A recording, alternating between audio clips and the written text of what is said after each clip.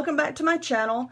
Today's video is another one aimed strictly at beginners, and I'm going to be showing you how to attach your yarn to your hook using a slip knot and the X method.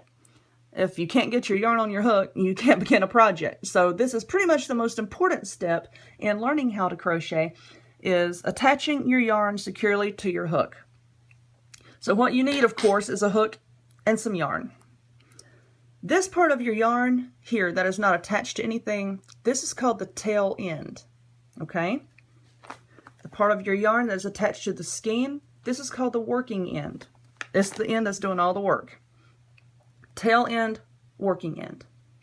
And to start, you want to take the tail end of your yarn and let it hang down over the front of your hand, just like this. Make sure you have a good few inches here. Hold it in place with your thumb so that it doesn't slip and slide around. Hold that in place with your thumb and take the working end of your yarn and wrap it around these two fingers. Okay?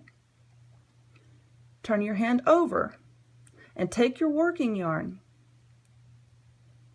cross it over the piece on the right. You see how that just made an X? Hence why this is called the X method. Cross it over the piece on the right and you've made an X. Taking this index finger, you just want to tuck that piece of yarn under the piece that you are holding steady with your thumb. And now you have a loop. This loop is where you're going to put your hook. Okay? Pick up your hook, put it in that loop, and hold it steady with your index finger. Still holding your tail end here. You just want to work your fingers out of that loop. Just like so. Grabbing the tail end, pull it gently, and you'll see that you just made a knot. Now we need to get that knot up against our hook. Put the tail end down, grab the working end, pull it gently, and that knot will just work itself right up against your hook. And there is your slip knot. Now you can begin your project.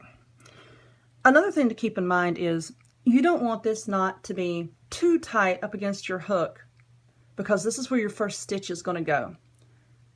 You also don't want it to be too loose, because if it is, then your first stitch is not going to look very nice. So you see how I've got just a little bit of space there between the hook and the yarn? Aim for something like that. Excuse me. Aim for something just like that. And there you go. That is how you attach your yarn to your hook with a slip knot using the X method.